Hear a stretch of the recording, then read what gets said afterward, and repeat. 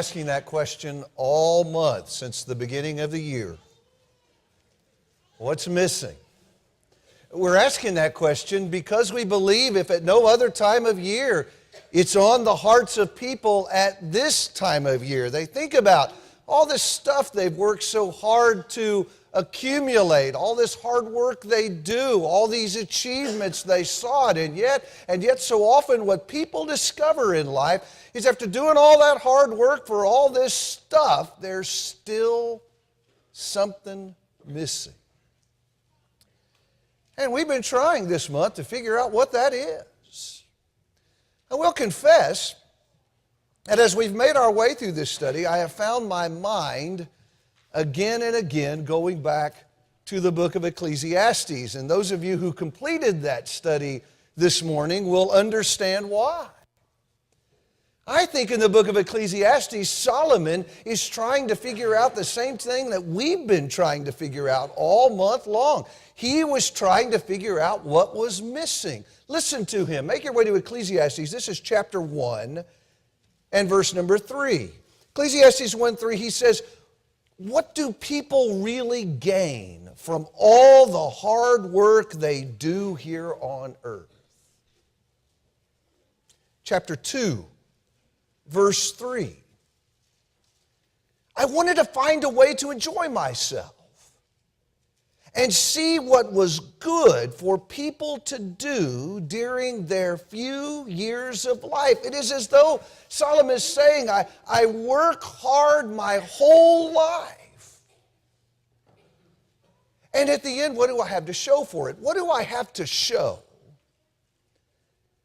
that is genuinely important, that really matter? I think there are deeper questions behind all of that. What is our purpose? Why am I here? What is the purpose of life? I think that's really what he's seeking. I'm impressed that he's asking those questions. I don't know that we spend a lot of time with questions like these. In fact, I think typically people aren't thinking, what is my life all about? What people are thinking is, how do I get through today? Just this part of my life. Or how will I ever survive this week? Or get through this semester of college? Or if I could just make it through 2017 without killing anybody, everything's going to be okay. I don't know, folks, that we get up every morning over coffee and ponder the meaning of our life and the purpose of our existence. But listen,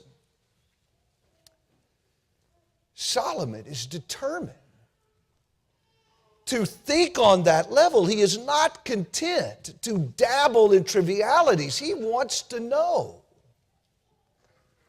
why does my life matter at all?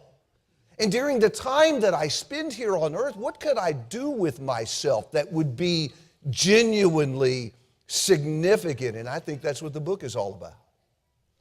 It's a record of his quest to look at life honestly. In fact, those of you who were in the class, to look at life at times brutally and ask the tough questions to get to the real answer.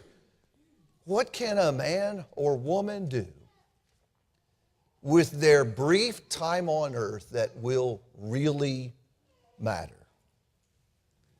I must confess that I am intrigued by the fact that the Holy Spirit chose Solomon to write this book and to talk about this question. Intrigued because he does seem to be a man eminently qualified for the task, doesn't he? Think about all of the advantages that he brings to this quest. First of all, he is a wealthy man, and so money is going to be no object here. He's not going to be held back because of lack of funds. And then he is a powerful man. He is the king, and that is not like being president. That's like being the king. It means you get to do whatever you want to do, and really there's nobody to hold you back when you're the king. But he tells us one more thing, one more advantage he brings. In chapter 1 and verse 13, he reminds us of his wisdom. And that would serve as his compass, as his guide, as he goes on this search to find real meaning in life. And so the question we have to ask this morning is, what does his search produce?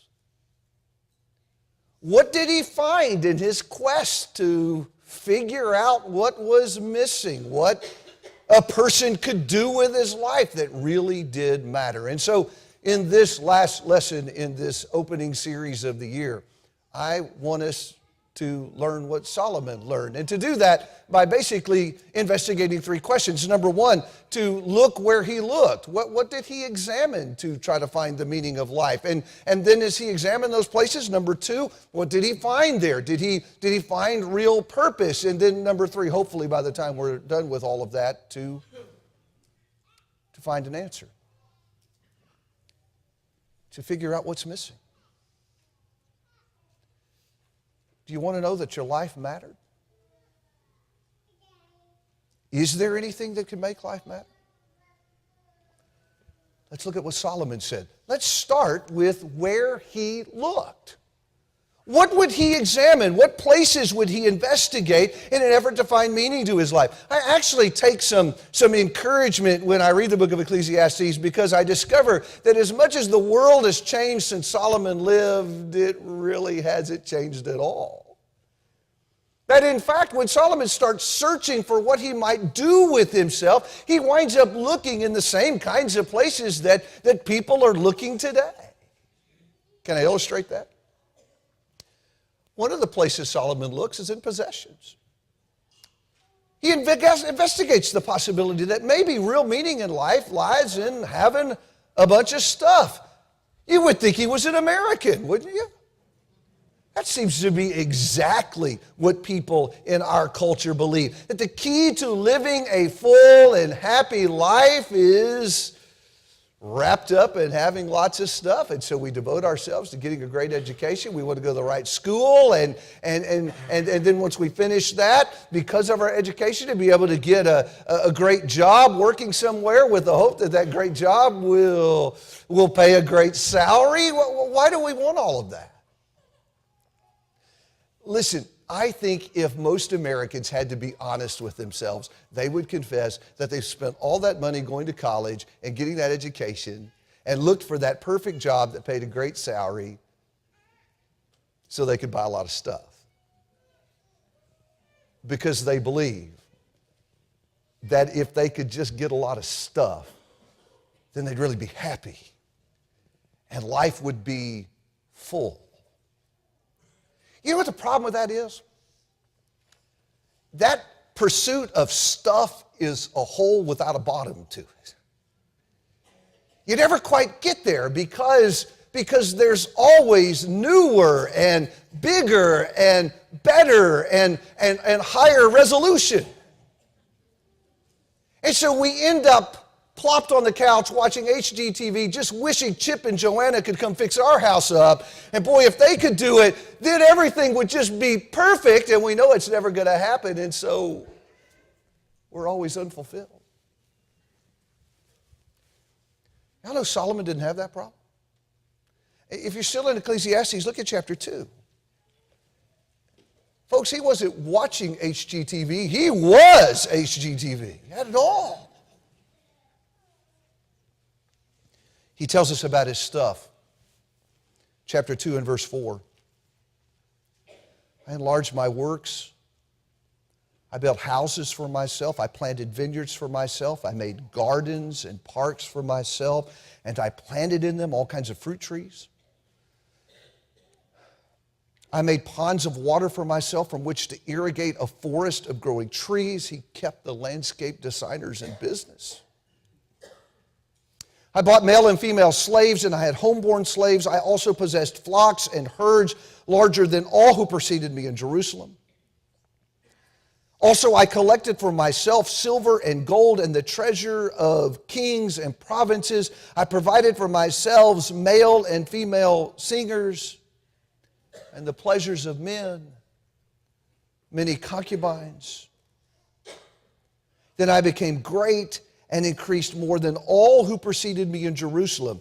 My wisdom also stood by me. All that my eyes desired, I did not refuse them. I did not withhold my heart from any pleasure, for my heart was pleased because of all of my labor. And this was my reward for all of my labor. Listen, Solomon didn't have to dream of having bigger and better. For what a man at that time could have, he had it all. You see it? The question is that what was missing? Did that fill the void? Did it leave him with a sense of real purpose and accomplishment? We'll come back to that, because I want you to notice that that's not the only path that he took. He looked down that path, but I want you to notice, secondly, that he also pursued knowledge. Perhaps the key to a meaningful life is having a great intellect. And I think there are some people that follow him down this path too. Not as many as pursue possessions. I think that's the typical American thing. But there are some people who believe that the key to a meaningful life lies in the wisdom of the scholars. And so they believe if they could be really smart, if they could develop an intellect that would allow them to speak intelligently with the greatest minds of our time, then they would be able to stand back and say, I really did something with my life. My life mattered. And so they go to school forever. Y'all ever encounter one of those people who just seem to like college and just want to stay in it forever? They line their walls with diplomas. They read the books and study the writings of the great thinkers. To what end? Oh, if I was really smart, if I was among the brightest in our culture, I would have done something. My life would matter. Solomon knew about that. I'm in chapter 1 now, verse 16. Solomon said, Behold, I have magnified and increased wisdom more than all who were over Jerusalem before me, and my mind has observed a wealth of wisdom and knowledge. In fact, Solomon is reputed to be one of the wisest men to ever walk the face of the earth. The question is not, was he intelligent? The question is, did that fill the void? Did that give him a sense of accomplishment? Did he feel then like he had done something that really did matter? We'll come back to that because I want you to think about another path that he pursued. He tried possessions, he pursued knowledge, but a third thing that Solomon investigated was the possibility that real meaning lies in recognition. Oh, to be recognized by other people as important, to have other people know who you are, to be famous. Now then your life would really be important. And so people pursue that. They pursue things that will capture the attention of the people around them, or maybe the people all over the country, or maybe the people all over the world. Boy, if everybody knew who I was, then I would have lived a life that mattered. And so people are concerned with becoming a great actor. Wouldn't it be great to be a great actor and be in the movies? Movies that everybody would want to go and see, or to be a great musician? I'm tempted, Ben, I won't do it. Maybe a great singer. And everybody would want to come to my concerts and listen to me sing. Thousands of people would pack venues. You listen, for people like that, we roll out the red carpet and turn on the TV cameras. They're recognized. They're important. Or maybe we're a little more noble than that. I want to invent a gadget. I want to be greater than Steve Jobs. I want to invent the thing that will replace the iPhone. How many of you are carrying that around this morning? Yeah, maybe if I could do that. Or maybe we're even a little more noble than that. I'll be a scientist, and I'll find a cure for a terrible disease. And everybody will know me because I was the one who found the cure for AIDS or cancer. If I could do that, boy, then my life would really matter. I would be something important. I could say that I really did something with myself. Listen, Solomon knew about that too. In chapter 2, in verse 9, I became great and increased more than all who preceded me in Jerusalem. We know from his story in the Old Testament in 1 Chronicles chapter 9 that he was not only famous in Israel. Look, everyone knew his name. He was a king. But it wasn't just in Israel. Great dignitaries from other countries heard about him and came to see him and be impressed with him. And surely by that time, when everyone in the world knows who you are and is so impressed with you, surely he could say, oh, I did something really important. My life was really significant. Did that do it? Did that fill the void? Is that what was missing for Solomon? We keep asking the question.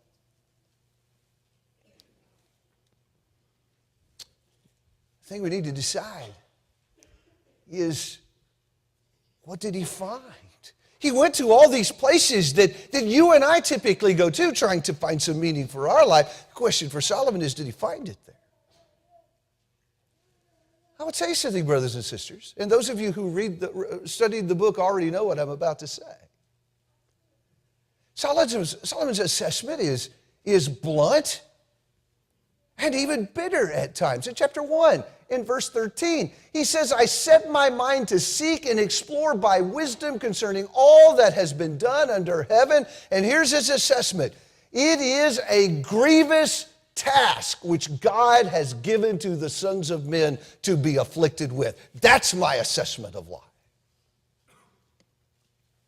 In chapter 2, in verse 11, after telling us about all the possessions he has accumulated, he said, thus I considered all my activities which my hands had done, and the labor which they had exerted, and behold, all was vanity and striving after wind, and there was no profit under the sun. You want the simple version of that? There's no meaning in any of these things. I didn't find anything that would make my life truly meaningful. I didn't find anything that gave me a sense of accomplishment or purpose or significance. Not in any of these pursuits. It was all pointless. I think, wow, okay, so I'm going to steer away from Ecclesiastes when I'm a little discouraged. That's a good idea. It could be a pretty depressing book. But it kind of presses us to wonder, why such a bleak assessment of all these things to which people invest themselves? I dare say, to which some people sitting in this crowd today are giving themselves. Why is that such a hopeless endeavor? Let's not pass by this question too quickly. As we continue to think about why he assesses life this way, let's talk about what he finds. First of all, the assessment lies in the fact that we're going to die. Let's go back to what Ben told us last week. That's why all these things have no genuine sense of meaning and purpose. Because no matter what we accomplish in this life, we're still going to die in the end. In fact, that's his complaint in the book. Death is the great equalizer. I'm in chapter 2. Will you look at verse 12? In chapter 2, verse 12. So he said, so I turned to consider wisdom, madness, and folly. For what will the man do who will come after the king? Except what has already been done. And I saw that wisdom excels folly as light excels darkness. The wise man's eyes are in his head, but the fool walks about in darkness. And yet I know that one fate befalls them both. In chapter 9, he would say the same thing. Flip over to chapter 9 and verse 2. He says, it is the same for all. There is one fate for the righteous and for the wicked, for the good, for the clean, and for the unclean, for the man who offers a sacrifice, and for the one who does not sacrifice. As the good man is, so is the sinner. As the swearer is, so is the one who is afraid to swear. What's he talking about? What is he saying when he says that it is the same for all? You're all going to die. I don't care what number reads at the end of your bank balance this morning, or what car you're going to drive home in the parking lot today. I don't care what prestigious university welcomed you onto their campus and gave you a scholarship. I don't care where your house is located or how big it is. I don't care how many people know your name or think that you're important. You're still going to die. So I'm quoting you from last week. Solomon was deeply frustrated by that. Looking back at chapter 2, he talks about the benefit of being a wise man. There are benefits to living a righteous life. It may even help you live life longer. And it may not. You see, all of those things, recognition, possessions, intellect, those all have to be weighed and judged by this reality. Possess all that you can of that stuff, and you'll die. And we're not done. Because that's not the only reason his assessment of those things was so bleak. The second reason it was bleak is because after you die, you lose everything that you collected in this life. Let me say that again. You lose everything that you collected in this life. That was deeply frustrating to Solomon. I'm back in chapter 2, where he talks about all this stuff he had worked so hard by acting wisely to accumulate. This is chapter 2 and verse 18. Now he gets to thinking about it. And not only is he going to die, but in verse 18 he says, "Thus I hated all the fruit of my labor for which I had labored under the sun, for I must leave it to the man who will come after me. And who knows whether he will be a wise man or a fool, yet he will have control over all the fruit of my labor for which I have labored by acting wisely under the sun. This too is vanity." Do you see where he's going here? After he's done all this work to collect all this stuff, it dawns on him, I'm going to die anyway. And everything that I collected, remember the gardens and the slaves and the silver and the gold, everything I collected, he said, I am going to leave behind. And someone else who didn't work for it by acting wisely as I have done, someone else is going to get all of this stuff, and worse yet, he said, that guy may be an idiot. And his son was, as it turned out. And he'll squander everything. Which begs the question, why did I work so hard for stuff that I just lose anyway? Do you see his frustration? It is no different for me and you. We know the routine. We know how this works.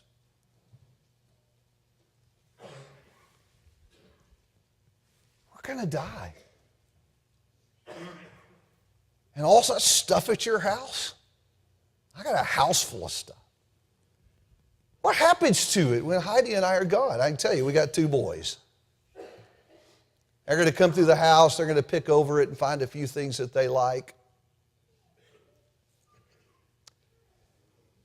And then everything else will be destined, most of it will be destined for discount prices at an estate sale. With everybody wondering, why did 2 people need so many coffee cups?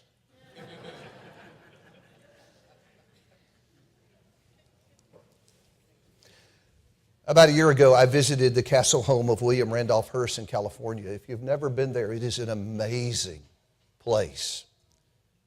Spent years, 13 years, David, constructing it? I think it was 13 years. It was his pride and joy. He worked personally with the architect to oversee every detail of the construction of his home. It was his pride and joy. He invited guests weekend after weekend to come and spend a weekend there. He had his own zoo at his house.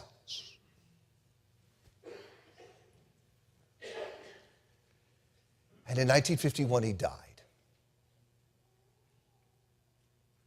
And somebody else got the house. And now the state of California has the house. And we're not done. In fact, I don't think we've gotten to the worst thing yet. We're going to die. We're going to leave behind everything, even William Randolph Hearst did. And then worst of all, once we're gone, everybody will forget that we were here. In chapter 2 and verse 16, Solomon says, there is no lasting remembrance of the wise man as with the fool, inasmuch as in coming days all will be forgotten, and how the wise man and the fool alike die. So I hated life. For the work which has been done under the sun was grievous to me, because everything is futility and striving after wind. You see it? It's not just that I'm going to die, and it's not just that everything I have is going to be left behind, but then once I've been gone a while, everybody will even forget that I was here. I think my kids will remember us. I hope my grandchildren will form some memories, and after I'm gone, they'll remember Grandpa. I'm okay with Grandpa, folks. Don't need no special name, not to make me feel old. I'm 52. Grandpa works just fine with me. My great-grandchildren might know my name. To their great-grandchildren, I will be a name on a genealogical list, but they won't know who I am. It's just a matter of a few years before nobody will even know that David Banning was even on this earth.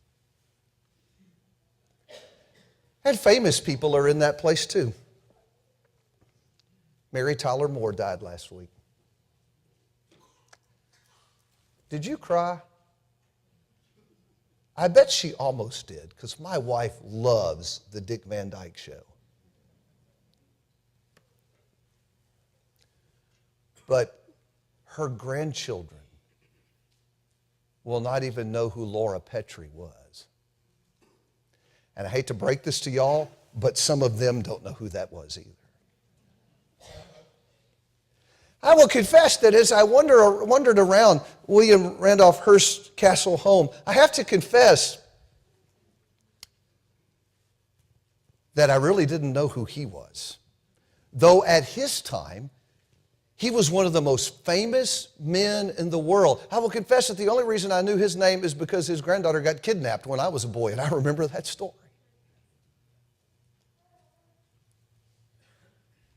My great-grandchildren won't even know who he was.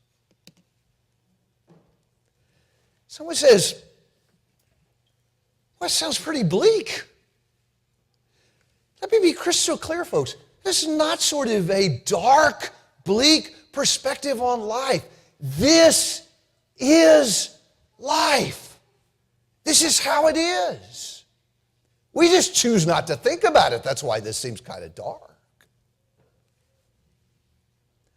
The reason we need to think about it is because if we invest ourselves in the typical pursuits, the riches, the intellect, the fame, and try to find in that something that will make me feel like my life mattered, we're going to end up where Solomon did in this book, deeply, deeply frustrated and disappointed. So I hated life, for the work which has been given under the sun was grievous to me, because everything is futility and striving after wind.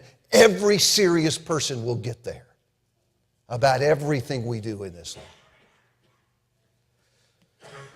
Which kind of leaves you wondering, is there no answer? Is life then completely pointless? Is there nothing we can do that in the grand scheme really does matter? So that brings us to our final question. What is Solomon's answer? He will say something to us about our earthly endeavors at the end of chapter 2. I want you to see this. This is chapter 2 and verse 24. He says, there is nothing better for a man to do than to eat and drink and tell himself that his labor is good. This also I have seen, that it is from the hand of God, for who can eat and who can have enjoyment without him. So he would look at all this stuff we do here on earth, and he says, listen, you can take some pleasure in a job well done. You get out on Saturday afternoon, you wash the car, you clean it up, it's completely spotless. You still wash your cars by hand, don't you, Max? Doesn't it feel good when it's perfectly clean? Right? And you can step back and look at that shiny, clean car and say, that feels really good. As you watch the storm clouds gather on the northern horizon. It's life. You can take some pleasure from the earthly endeavors, but the point is that that's all you're going to get from them, just this momentary pleasure. You try to get more out of that, try to find purpose for life in that. He says that's not going to work out for you. In fact, what he does here is he hints at the answer. Do you see it? 24, this I have seen that it is from the hand of God. For who can eat and who can have enjoyment without him? It foreshadows his answer that's found at the end of the book. Will you go there? You knew we were headed here before this was over. Chapter 12, verse 13. The conclusion, when all has been heard, is fear God and keep his commandments, because this is the whole duty of man. For God will bring every act to judgment, everything which is hidden, whether it is good or evil. There's his answer. You want your life to have real meaning? Are you guys listening to this, or did I lose y'all somewhere back there? Y'all listening? You want your life to matter? Solomon says the answer is to have so much respect for God that you would do what he says. And I got to tell you, David, after reading the book of Ecclesiastes, that seems like a bit of an anticlimactic, simplistic ending to the book. After all the drama of figuring this out, he said, y'all just need to love God and do what he said. That's it. How does that give meaning to my life? In two ways. First, it prepares us for the eternity that lies beyond this little blip of human existence. And that's what Scripture does for us, brothers and sisters. It's another lesson for another time, but I'm just going to hint at it here. The big news of Scripture is that this life is not all there is. It is not even the main event. It is the precursor. It is the prologue. It is the beginning point, the prelude. The big event's coming on the other side of the grave. We were destined not for here, we were destined for eternity with our God in heaven and doing what he said. Loving him and obeying him, that gets us ready for the main event that's coming. And we know it's there. That sense of there being something more, something bigger, it's in every human heart planted there by God. Doing what he says gets us ready for the big event. But then secondly, in the meantime, it does something else for me. It gives me something to do with my life that really does matter. I do have something I can do that in this grand scheme of things has significance. It is not what you're going to do at work tomorrow. What you're going to do at work tomorrow is utter futility. It's pointless, has no meaning to it whatsoever. You got to be kidding me. Did you just say that? Absolutely. Take the greatest of human endeavors. What do doctors do? They care for dying people. Doctors lose every patient. They are forestalling the inevitable. They are unsuccessful 100% of the time. Car makers build cars destined for the junkyards. Homemakers build houses destined to fall down. That's the nature of everything we do here below. But I tell you what, you get back in this 2-year-old classroom and you start planting in the minds of a little child the first concepts of God. You go tell a friend who doesn't know Jesus. You go tell him about the salvation that's in Jesus. You take a brother who's losing his faith and you strengthen his faith, and you've done something. It really matters. Tell you what, brothers and sisters, there are 3 guys in this room that have the best job on the face of the earth. It's David, Ben, and Max, because every day we get paid to do the only work that really matters. And God asks all disciples to partner in doing that work. So, if you're trying to find meaning for your life without God, how's that working out for you? My suggestion, give it up.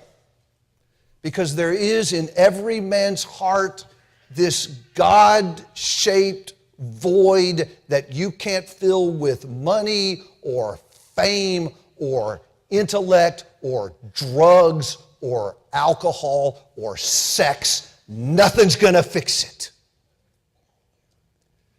And nothing's going to be right till you put God in there. And maybe you know that. Maybe there's someone sitting in this crowd today. You know the frustration of Solomon. You've thought about life more seriously, more deeply, and you realize there is no point to any of it without God. So would you invest yourself in the one thing that really does matter? We're getting ready to sing this song, and it's got a purpose. The purpose of this song is to encourage people who do not have a relationship with Him to start that today, to fill the void, to find what's missing. If you need to do that today, we want to help you. You make your way to the front right now while we stand, while we sing.